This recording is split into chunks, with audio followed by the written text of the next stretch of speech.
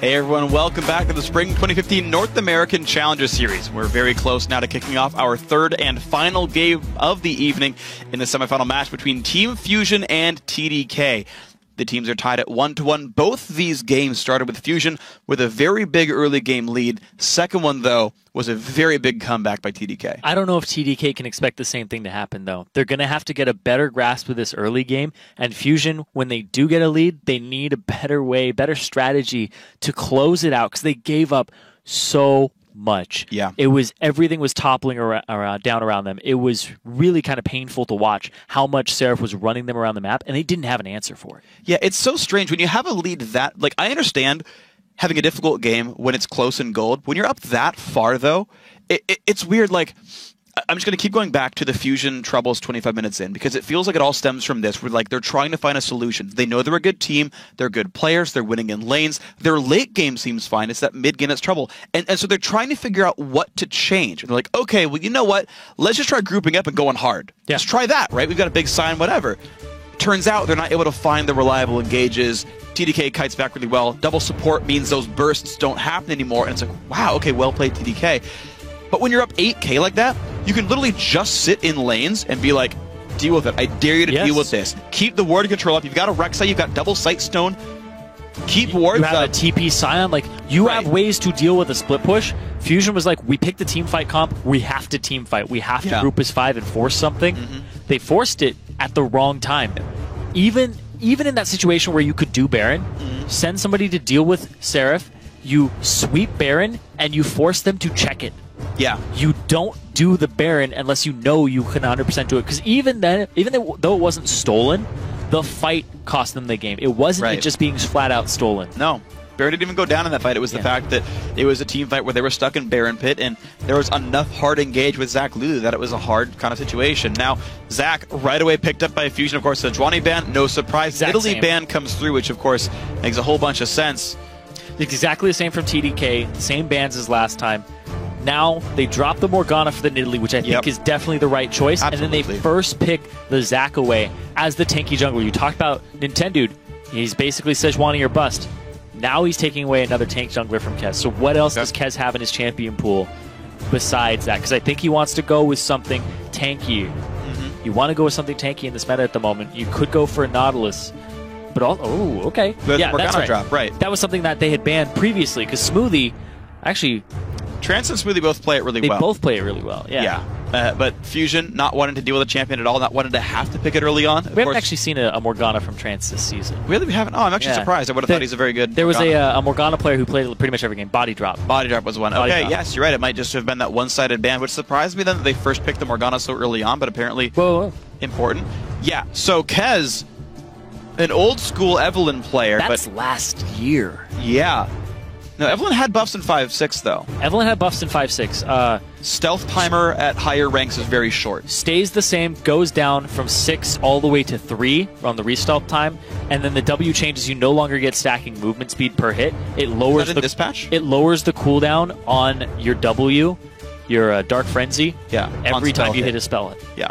Now here's the thing, it's on spell hit, your E counts as 2 hits, your Q, your hate spikes, goes through multiple people, so you're getting multiple seconds off of those. Yeah. So we'll see what Kez can do with this Evelynn here down in Game 3. This game determines whether or not you go to the Challenger Finals and whether or not you auto-qualify for at least the promotion tournament here. And those finals are live in person. Yeah. Oh, it's going to be a close one Next week, April 8th, at LoLeSports.com/tickets. Indeed. Is it? Yeah, sorry, the channel's around. I was talking about the promotion tournament, which is later on in April, but no. Lulu does come through here, Fusion realizing that Kyle's Lulu was pretty good. They already know the Morgana's down in the bottom lane. They assume Seraph and Kyle won't play it, so the immediate Leona pickup here for Trance. Played Alistar before, seems to want to go back to hard engage. They're taking a lot of the picks away here. Fusion are kind of drafting the same comp that TDK had last game, save for the Janna so far. They're like, hey, it worked in their hands, but it didn't work in the laning phase, is the thing. That's true. Well, Fusion just tends to be better in laning overall, and a lot of it was the fact they outplayed the lane swap. That even though TDK had swapped back and got a pickaxe lead, Niantic was able to recall safely for a BF sword. That was actually part of the reason they were able to do well in the second half of the laning phase, was a 25 attack damage increase. Luigi G getting Vayne for himself, though. Have not seen him play this champion at all in the Challenger Series, so They want this. Kyle, though, back on Xerath to play wave through duty, which you need when you get Vayne, by the way. There's no wave through otherwise. So Yeah. TDK able to play a late game, relying on Vayne damage. You usually need like a tank line and a lot of peel for a Vayne. Well, Seraph, So far. you have a Morgana, Or and you have an Evelynn, both of which are pretty good sort of zoning champions. when you have a Vayne, you need either protection for her, or you know, like tank wall, or you need So much engaged. so much engage and a ton of threats. Yep. Things that people are like, we can't go after the Vayne because we have to deal with this guy first. If you chase Vayne around the map, stealthing and condemning you away and tumbling out, you just die to everyone else. So maybe the case here for TDK. Now, Fusion hovering on Zed. I actually don't like this. I actually like playing Vayne into Zed. The only AD carry I like facing Zed with, because it's so easy to outplay him. As soon as he ults in on you, you stealth tumble. He can't hit you with a Q or an auto attack or Ruin King, and he has to ult back out, and you can still get to be Vayne. So, you could buffer your E on him too. you can, unless he ults you, then it's pretty much impossible. But if he ults you, you ulti tumble, Yeah. and then you condemn him back Yeah. because his shadow, his last one is previously back. Like he would Right. have to shadow flash after you. Yeah, I mean, he disengages and pops, you know. And you get pops- your own Blade Root. Exactly. Like, it's just really good to be Vayne here overall. Last few picks coming in, though. Fusion locks in their lineup, and Neon Tanto gets his own mid-range hyper carry. Gets Callista here on 5.6. So Callista Leona, really good at forcing an engage. You ult her in. Zack's there for engage as well. Fusion picking a very standard hard engage comp. Chunky Fresh gets his Lulu back as well. The Aurelia ban puts him on Lulu. That's fine. Fusion's lineup looks pretty decent, and TDK pick up finally a Kennen for Seraph. So you talked about having some peel, having some threat. How about both? Yeah, he's had 3 Kennen games. He's 2-1 with it this season. And actually, no, he didn't play Kennen. It was RF Legendary who played Kennen. So his one game of Kennen that we've seen him on was against Fusion, and he went 1-3-1 Yeah, they lost that one. back in week 3. So they've seen this Kennen before on Fusion's side, and you can knock him out with the Zac. You could get him out of the fight. You can knock him up, save somebody inside. You can turn him into a cute little critter. No, that's true. Hide him backwards. Seraph's going to have to flank very well, but his strong point is that he has good TP flanks. Yeah. Well, here's the thing to keep in mind, though. TDK is not the team that has to engage. They've got the Xerath. They've got the team that if you sit back and play battle lines, Xerath wins that. Yeah. You got to go in on him. Fusion have the engage tools, but TDK has the counter engage tools. So I think it's going to be more contentious than the first time around. But it's kind of the same formula, though. Yeah? Poke, disengage for TDK. Fusion, hard engage, start the fights. I would posit that TDK actually have counter engage now, though, whereas before they didn't have any tools for this one. I think it's actually a much better comp than Game 1. But we'll have to see, guys. We're getting ourselves into the Rift. Fusion once again playing a hard engage, and up till now, they've always won the laning phases. We'll see if they can do it again in Game 3. TDK showing Vayne, but otherwise a fairly tried and true set of champions for them. I would say. Yeah. I would say this is not an unfamiliar style for TDK. Not at all. Poking champion. Louis GG, though, him on that Vayne is something that I want to keep an eye on because he seems to be a big part of this team comp, and he hasn't had a great season, but he did step up in their last few games. His Graves layering damage at the right time, his Ezreal being able to poke, having the best scoreline on his team in Game 1, despite it being a loss. Now they're putting even more on his shoulders as one of the biggest damage sources on this team, and especially being one of the shortest range damage sources on his team. That's true. Without a frontline, without a big frontliner. No, you're right. There's really no tanks here in the entire game for TDK. It's 2 tanks for Fusion, and Lulu can help in a pinch. Oh, that's something I do want to keep an eye on, because this is probably going to be a Cinder Hulk Evelynn. That's a good point. You're most likely not going to see a Magus enchant, and it's something about Evelynn that's kind of bugged me for a little bit, because she's this sleek, sexy, stealthy bruiser.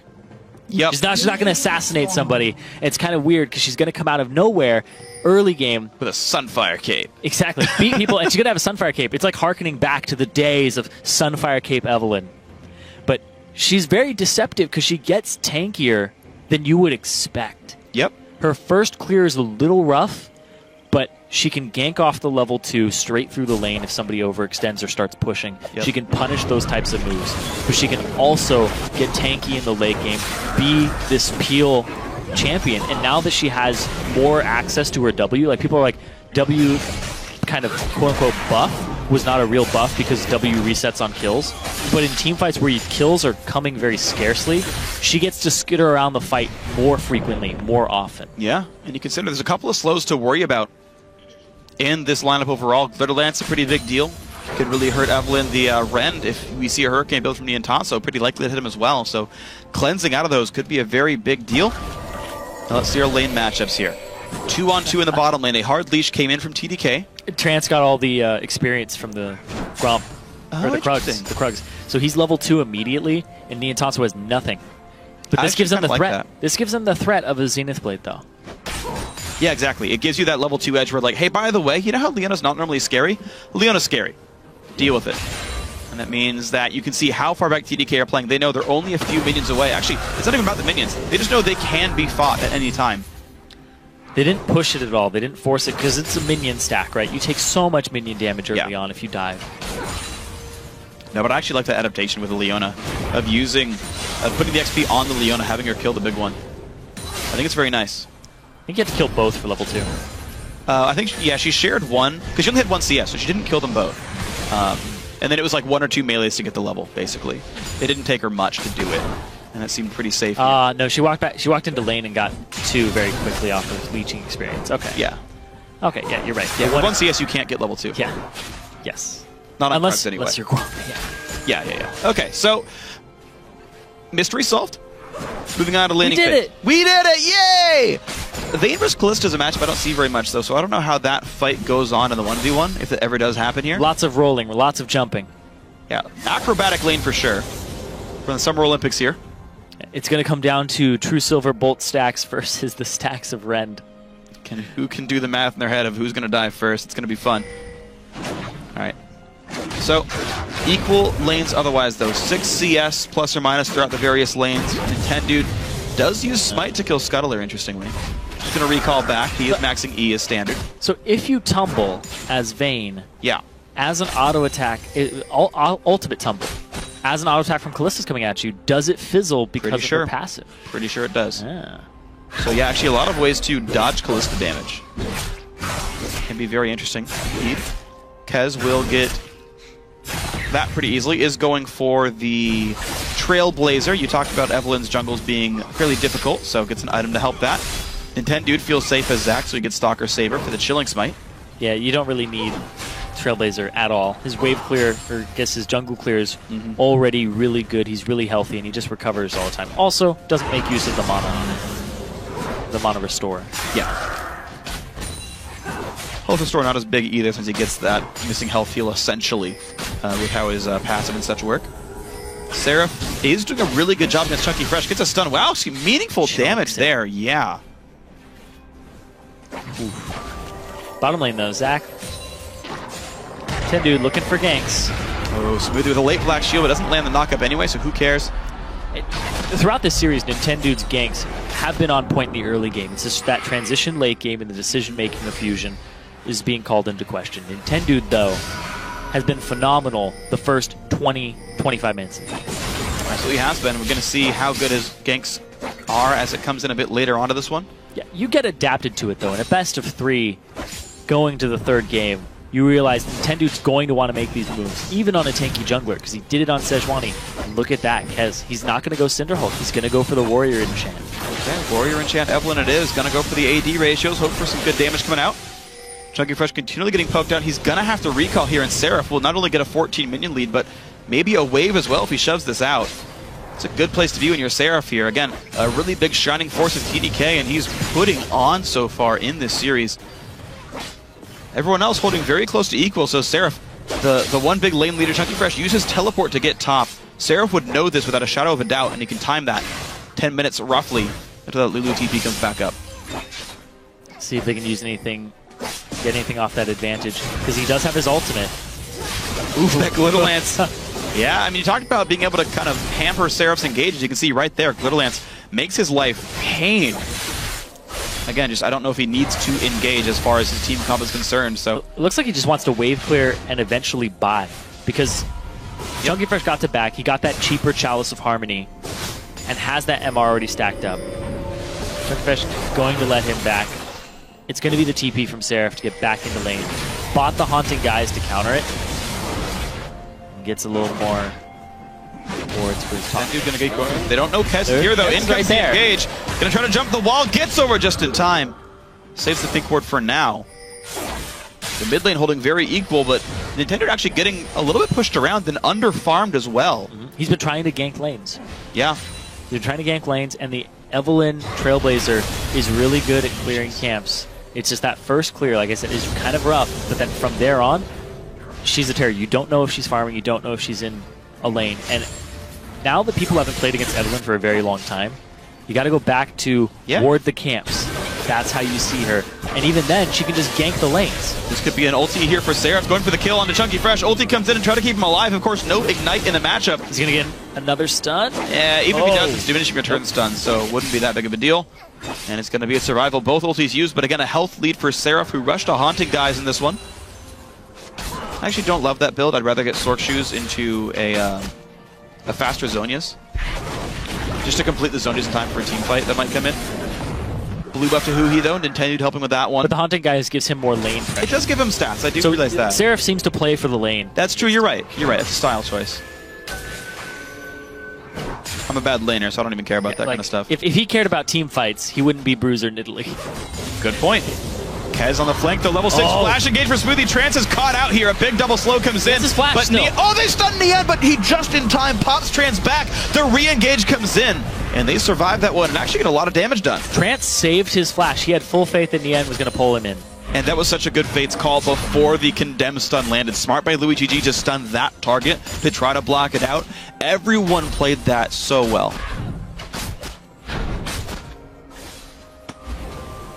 Dude's looking for those opportunities though, but yeah, that fight bottom was really well played by everybody. Holding their summoner spells too. It was really just a flash for a flash when everything was all said and done. No superfluous exhausts, nothing that was unnecessary. Speaking of unnecessary though, Chunky Fresh is getting assaulted by Seraph here. Shield is on, this is going to be close! Another? One more Q flashes, gets it! First blood, Seraph! Gets the double stun. You said it is diminishing returns, but it was enough for that last auto. And he goes, I'm pretty sure he's almost 30 in offense in his mastery tree. He's going for the AD and the AP. I mean, he's definitely pretty big. Only it wouldn't be 630 in offense, only 4% armor magic pen, but looking pretty darn good overall. Yeah, only 2 points in it, so. But still plenty of attack damage, plenty of ability power, feeling pretty good on that cannon overall. Seraph, 19 minions up. And life is good for TDK fans right here.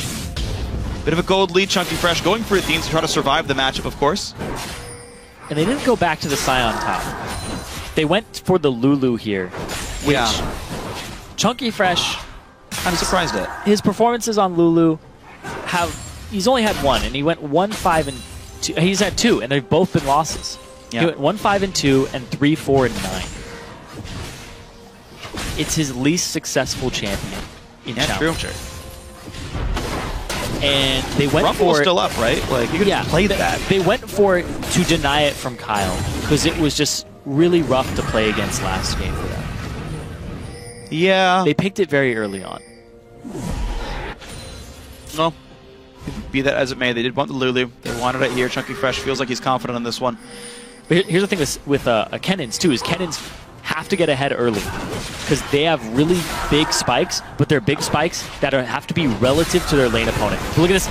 Everybody's down in this bot lane right now. And in comes the engage. A lot of burst, and Smooth is going to be a kill. I have to imagine it is, but now the re-engage. Niantanso gets flashed on. Seraph's going to kill him. But what is the re-engage going to be? It's a stun almost there onto Nintendo. One shuriken will do it. And no, he gets him splatted. Slowly but surely, they can kill the blobs off. Last one. There we go. Louis GG gets a red buff for his troubles. TDK up 3-1. 2 for 1 in that last exchange. And it was started by Fusion. The counter ganks on Nintendo. The fact that he has the double magic penetration build from Seraph, that's that early game spike from him. He's looking to shred squishies. And it worked really, really, really well. And you're right, the Dark Frenzy change is in this patch. I forgot I'm not on jungler here. Yeah, TDK, now they have not lost a turret. Maybe top lane will go down here to Chunky Fresh, who stayed in lane. Chunky Fresh actually managed to get CS and lane pressure back because of that roam, but I gotta say, worth it. Dragon and a kill because of Seraph's pressure. As long as he doesn't give up this turret, then it's definitely worth it for him. Comes back just in time. Sork Shoes and Haunted Guys. Wow, really, really aggressive build. He might lose this turret because he used his W. Yeah, he's going to lose this turret. He's just going to stay there. Chunky Fresh has to be a little bit afraid, though. The turret will go down, but no local gold given. Chunky Fresh, though, still could be the kill. The W. Dodge the Q. Binding dodge, but that is going to be the kill after all. Seraph gets another. Yeah, Magic Pen Kennen. A whole bunch of damage this early. Really big spike there for him. Basically, the same build as a Rumble. As long as you get it very quickly, it's going to do a lot of work for you. Louis alone. Kez is a little far off. Pops ult when the tumble. There's the tumble, which means it could be an easy stun. 3-man ult from Kez, but they target him first. That'll be a kill picked up. Now, will they chase Trance? Still has turret aggro. Niantanso can't do that much damage. Where's the Condemn? Oh my god, they nearly kill Nian, and Intended with no passive has to run away. Flashes, his E was down. He's just got to get out of there. They don't even pick up Louis. They get Kez, and they have to back off from it. Niantanso's low. He's going to give up a CS advantage in this lane. Wow, and Seraph's going to get the turret right back from that kill. Chunky Fresh's teleport still down. And a quick, clean turret kill. So good job, Seraph, just to pressure the champion and say, if you go for this turret, you're going to lose your life and I'll get yours back. Right choice by Seraph. He is massive for TDK. Seraph has a huge amount of kill participation as a top laner because he solo kills. That's true. He is 3-0-1. And he's got really good TPs. Keep in mind, yeah, his TPs are on point no matter what champion he's playing. Like it's such a good point to talk about with Seraph, where even though he wasn't always, in this case he was getting kills, and that's a misplay by Chunky, but just the fact that Seraph forced Chunky to keep TPing to lane, Seraph could TP to the other lanes, right? Seraph was able to use his teleport to win a fight in the bot lane for the rest of his team. Again, part of the reason his KP is so high, because he's allowed to go around the map. Yeah, that's true. His TPs, the fact that he's able to roam, get a big pressure lead on his lane opponent, and then he just gets free to roam. It's really, really great to watch. And the fact that he's pulled out this Kennen that he had a bad performance on, 1-3-1 against Fusion. And now he's kind of running away with the game, the early game. TDK, we said, their early game seems to pale in comparison to Fusion. Fusion usually gets a lane advantage. It's not happening this game. It's really not, you're right. It's just very impressive that Seraph is doing that. The big bright spot for TDK. And the engage comes in top, and Nintendo's slowing him down, but there's just no damage you're going to deal here. No MR on these champions. And it's going to be very safe. Kez. Goes Warrior stun. Ooh, great flash by Niantanso, sees it coming. Now, how well can they chase? Because there's a TP flank from Lulu. Louis GG has no really good out button, but a nice Dark Binding and Black Shield keeps him safe all the same. Seraph. You're not safe, Nintendo. He can ult for Nintendo pretty easily. He pops. W? The Let's Bounce, but it gets a stun anyway. Seraph can easily chase, but he popped R from out of range, and Chilling Smite keeps Nintendo safe. Misplay by Seraph, honestly. Seraph wanted that so badly. Kez can position himself here for the engage. They see him, though, because the ward. Yep. Sweeps it. Dead giveaway.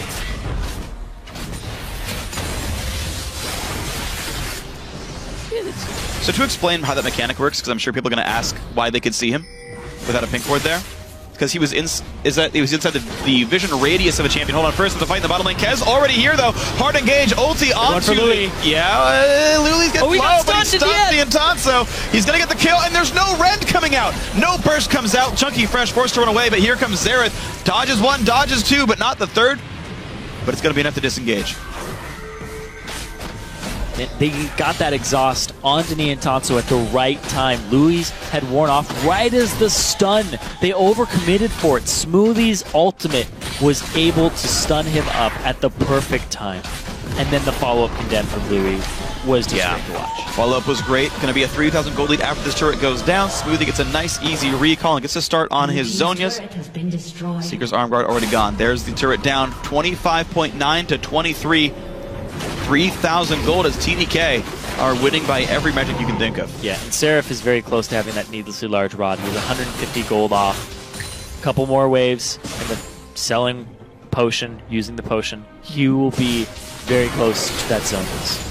That's going to be a lot of really good things. So maybe the beginnings of Randuin's Omen for Kez. Cloth Armor and a Ruby Crystal. Maybe. We'll see what it ends up actually being. Ninja Tabby in here as well. You can see he's clearly not scared of Nintendo's or Chunky Fresh's damage, and I think that's pretty smart overall. Red buff given to Louis GG early on. Notice that he's been lane swapped towards his top side of the map. No one is bot lane whatsoever, actually. Oh, Seraph. Oh, Chunky Fresh, you have no turret. Ooh. Whimsy's out. Yep. Seraph's such an aggressive player.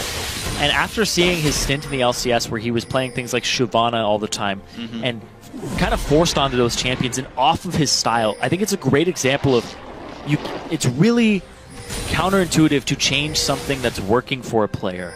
Yeah. If they don't fit into the team in a certain style, then that player might not be the right player for that team. Like, if you want a passive top laner, don't try to take an aggressive top laner and make him a passive player. Yeah. Because his tendencies will continue to show. Yeah. You can see that in teams like CLG, as you mentioned, Seraph there, where when they actually embrace the player style, like Zion Spartan comes in and is actually a good laner and they kind of rely on him to do well, CLG changes their style, and it actually worked quite well for them. Trans gonna look for the engage, doesn't quite find Kyle, though. TDK are doing Dragon during all of this stuff. Yeah. They just keep getting more and more and more, and this is what I like about TDK is, well, I guess this is what's better about this game for TDK, actually, is they were getting early Dragons every game no matter what. This time they're getting Dragons with map control, so they're not giving away turrets for these Dragons. They have so much control now because of this spike from Seraph. He has the Zhonya's Hourglass. They can turret dive. They can force objectives. Seraph has such an aggressive playstyle. He's going to start walking up past this turret, forcing the issue. Kez finds intent. And it's Zach getting counter-jungled by Evelynn here. Out he goes. Tier 2 still under fire. Huhi split pushes the bot lane, but it's still a 4v5 that's not easy for Fusion to win. The poke still coming through. Seraph goes in, and they just explode everybody. That's going to be a dead Kalista, a dead Leona as well. And the poke on the backside. This turret's not going to be defended for long. Kennen, that champion, is an absolute monster if you get ahead. And Chunky Fresh can't handle it. He's so far behind. 3 kills picked up cleanly there. Bot lane adder goes down. Bot lane tier 2 still under fire, but it's going to be mid tier 2 going down just the same. So TDK at worst trades turrets equally, but actually it's better. They get a tier 2 that's not answered back, and they're still going. 3 are still dead from Fusion. No one's defending the inhibitor turret at all in TDK. 4-on-1's the best possible scenario here for Fusion. They get a turret for TDK, and they crack the base at 19 minutes. Wow. Fusion aren't even getting to that 20-minute, 25-minute point.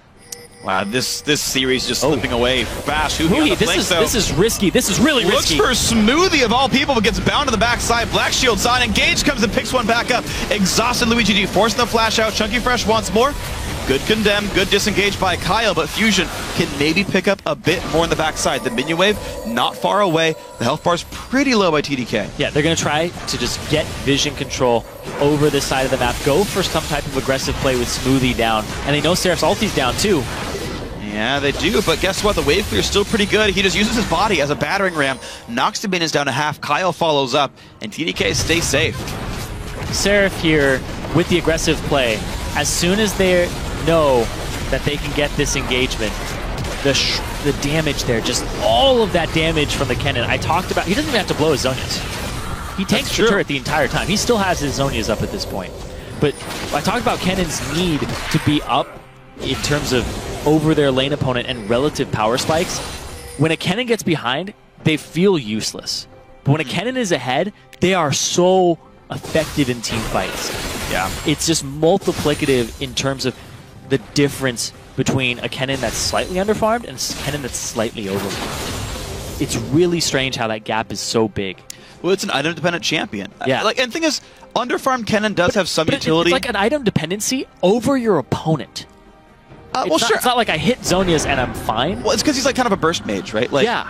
So there is a baseline utility to Kennen in that he can throw Qs and poke, he can land stuns, his team fight's pretty darn good, and when you hit that 3,000 item threshold of finishing a Zhonya's, you have some team fight power. But the thing is, Kennen is an AP scaling burst mage essentially, where it's kind of you do your damage all at once, then you stop. So unless your burst is meaningful, you're not kind of doing the second half what your champion wants to do. And yes, Seraph doing really well, getting those items, having a bunch of magic pen as well just to accelerate those damage values. Means he gets to blow people up. Oh, they have the ultimate ready again. They're going to start forcing under this turret. Seraph with the black shield. He's going to go right on in. Smoothie's in a bad spot right here, but he's going to go down to the turret, but all the same, maybe he's going to get a couple of kills back. Kez getting stunned up, and no, looks like Fusion are going to survive that burst and counter a 2-for-0. And they get that bottom turret. Huhi is continuing to push. Nobody's there to deal with him yet, so the split push from Huhi. I talked about how this guy loves to split push. It is his natural tendency as a player to want to split off, and they're putting it to good use right now. And it's smart by Huhi. What's he going to do against a Vayne, who again wins 1v1, against a massive AoE, essentially burst mage, and Seraph is going to lock him down. Huhi has to split. He stays on the side. He's trying to do his best Seraph impression in this game and hope that the rest of his team can hold on. That fight was a 2-for-1, and they... Trade turrets. They did trade that turret to go down after all, but that's the first good thing Fusion's had all game. Yeah, and it's really Huhi. He's just split pushing on that Zed. Whereas Seraph is the person who needs to be in these team fights. He's not on that split pusher. The Kennen against the Zed. No, Kennen can win that for sure. Kennen can win that, but Zed does have outplay potential. I would say it's almost more on Kennen, because Kennen can be like, Deathmark's gonna pop, Zhonya's that crap. Yep. And like, Zed goes in on you, you are and walk towards his shadow. You're gonna get the 3 procs of the ulti, he can't get away from you. You actually get to chunk Zed to like 1/2, and you notice that Zed is gone for the Hex Drinker already he doesn't to even have prepare boots. for that. No, he doesn't even have boots. He's gonna get chased down very easily. There's no way he wins that now. Right. So, a lot of risks here, and of course, all the global gold coming in for TDK. They're up 4,500. This is what you're looking at, right? He's You're looking so slow too. Sure, but can you get the outplays? Randuin's Omen and Ninja Tabby close to done for Kez. He's got QSS on Louis GG. Yeah, I don't Kez think is he off has on the damage. side, but it's going to take him a bit. He talked about how Vayne can outplay a Zed. We'll see if he can get Wow, ulti's in, but Deathmark wasn't used. Not good for Louis. QSS is it. Could he have the damage? And I think the answer is actually yes. Whew. Kez doesn't need to do anything for this one. Louis GG stays alive. The lifesteal off the minions to get him through. So yeah, that's the thing is it's very easy for Vayne to win. I actually want to point out a big misplay though. You have no reason to QSS Deathmark at the start. Hemoplague is a damage amp. You QSS that early to not have the damage amp. Deathmark does nothing until it pops, so save it for removing Ignite as well. You have actually no reason to QSS for the first 4 seconds. Wait till a Ruin King slows you. Wait till an Ignite is on you. Then pop that. I never see any AD carries do this, but that's the right way to play QSS against Zed. It looked like he was just trying to get as many things off as possible because he was trying to tumble to make it to the other side of Zed so he could condemn him into the wall. Sure, and I but mean, he that's all wasn't able smart. to accomplish that. Yeah, I didn't play the condemn, but just outstatted him. And that is partially the fact that he was 4 in 0 before that fight even happened. Item leads definitely matter here. Phantom Dancer, Ruin King, part of the reason he won. Yeah, he also had no Youmuu's completed on who he just got. Yeah. He'd been sitting that bush for a very long time. He was just accumulating gold and hadn't backed. Well, very close that fight all the same, so you gotta wonder what round 2 is gonna be like. Louis GG smited away by Nintendude. Will get his own red buff. TDK are not only just up in gold, they're at 3 dragons. 4th dragon starts getting the potential fights that people have to get in choke points for Seraph to deal with them. And speaking of choke points, flashing for Seraph, Neon Thompson down to half health, but he stays alive because no one else has follow-up. Kez goes down. Is this the team fight that brings Fusion back in? Huhi goes in onto... No, he goes back. I take it back. Oh, wow. Tramp Louis really dropped big. in, and Nintendude gets done. You're right. Louis GG is massive and gets the 2 kills for his team because of it. Team fight win for TDK. TDK are all on the same page in terms of aggression. Seraph's going to go in. He's going to start these fights with a flash and just get 2 people. But as they kite backwards, they get another good exchange. 2 for 1. They keep getting 2 for 1s over and over again, and that makes the score 12-6. Yeah, and the turrets keep going down. TDK also about 2 for 1 in terms of turret score, 7-3 here. Oh, that's a... Whoa.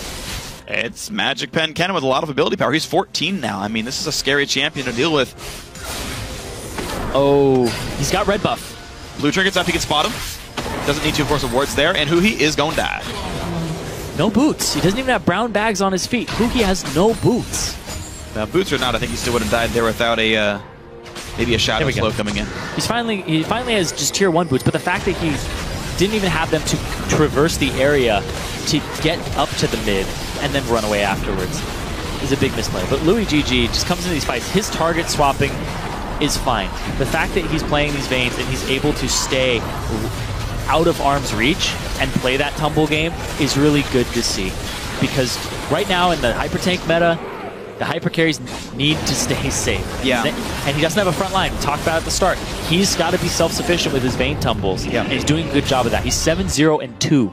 A player that we kind of regarded as the weakest AD carry. In playoffs, because he has not had carry performances. It's not had a good season. It's all Seraph for the most part. Sometimes we see Kyle step up and carry a game. Kez controls the vision, and then Louis GG and Smoothie have a rough laning phase more often than not. Yep. This game, they're crushing. They absolutely are. It's been good to see TDK getting some marked improvement here, I got to say, in the playoffs. And now, with the teamfight power here, 2 big mages in a Vayne that can't be ignored. It's hard for Fusion to navigate these team fights. I think it's still a matter of allocating resources, though. There's still no Zhonya's yet onto Kyle. We've seen Huhi yet to ult him in fights here. This immobile mid laner that can, I think, be dealt with. We're seeing that Niantanzo's not dying the Kennen. Seraph is like really not getting kills in team fights anymore.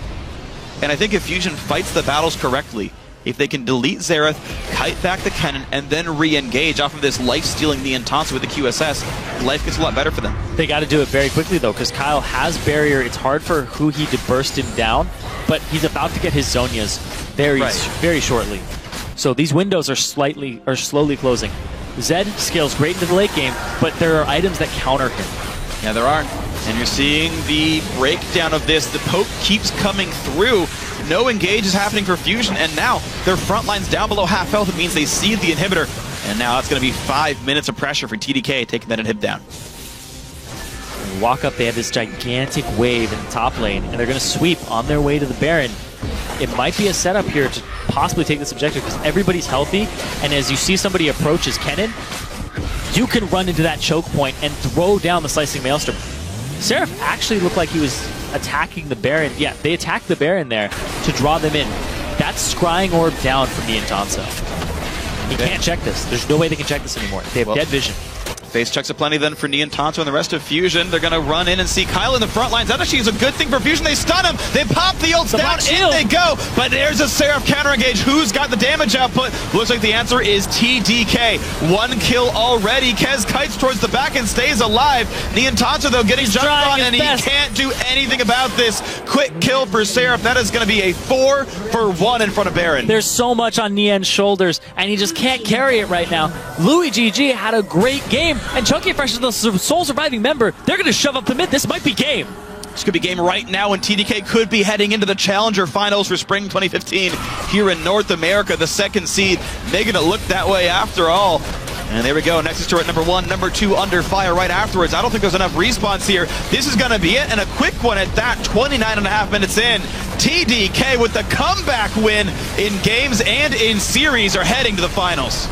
The in-person finals next week for TDK. Yeah. The higher seeded team picking red side, they came in with a strat, and Seraph was able to execute perfectly that game. Dominated his lane, transitioned into team fights. He had a death cap before those final fights, and you saw it there. He even got exhausted, and he was still a huge menace on the game. That's basically what Seraph was throughout this series. He was a menace on Fusion. A absolutely huge menace, and I gotta say, the adaptations by TDK were very good. Game 1, pick a poke comp, no disengage. Oh god, life is miserable. They don't seem to like hard engage. They seem to like counter engage. I mean, when they picked up Kennen, it worked out for them, though, right? Yeah. And honestly, I think the formula seems to be working.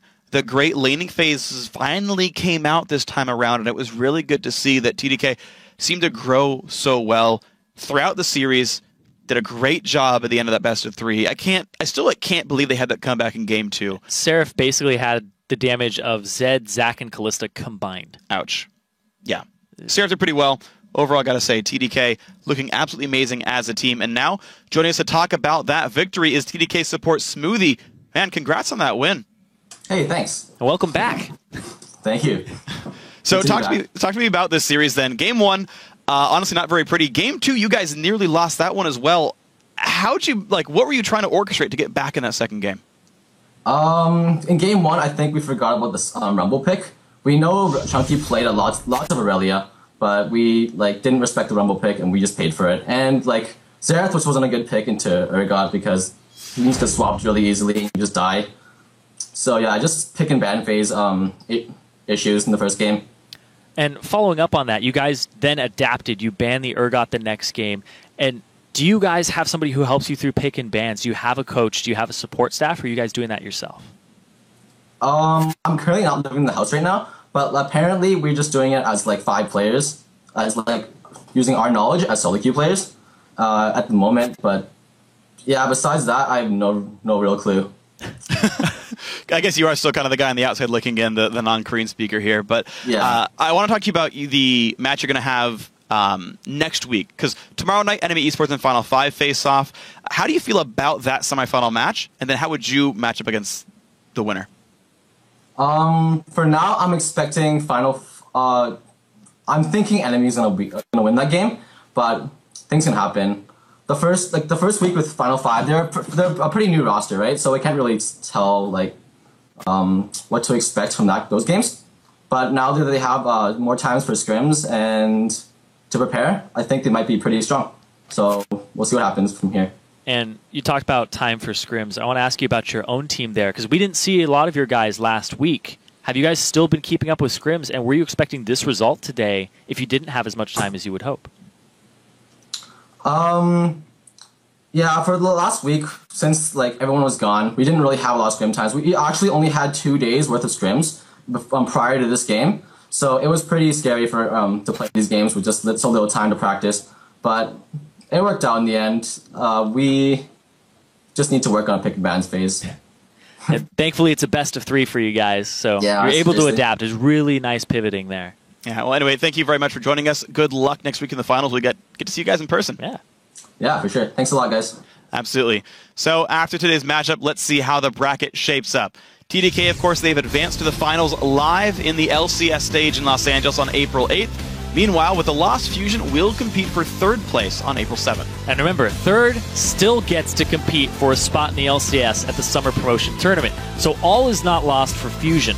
Tomorrow, their opponent will be decided when the semifinals conclude with Enemy Esports against Final Five. And of course, there is more Challenger and LCS action on the way tomorrow. The European Challenger Series semifinals continue at 9 a.m. Pacific Daylight Time as Origin take on Reason Gaming. Then the annual Invitational gets underway at 3 p.m. as Ye Olde League organization takes on the Society of Worth Assessing Gentlemen. And of course, we'll join you for the NA Challenger semifinals at 6 p.m. to close out the day. And with that, we've reached the end of our time together tonight. But for now, I'm going to say for myself, Zyrene, and the rest of the live broadcast crew, thanks for watching. Good night. GG. I loved that song earlier. See you later, guys. Later, Gator. Comes the engage, a lot of bursts, and Smooth is going to be a kill. I have to imagine it is, but now the re-engage, the Niantanzo gets flashed on. Seraph's going to kill him. Going in. Seraph goes in, and they just explode everybody. That's going to be a dead Kalista, a dead Leona as well. Oh, wow. Ulti's in, but Deathmark wasn't used. Not good for Louis. QS has it. Could he have the damage? And I think the answer is actually yes. 1 kill already. Kez kites towards the back and stays alive. Niantanzo, though, getting jumped on, and he can't do anything about this.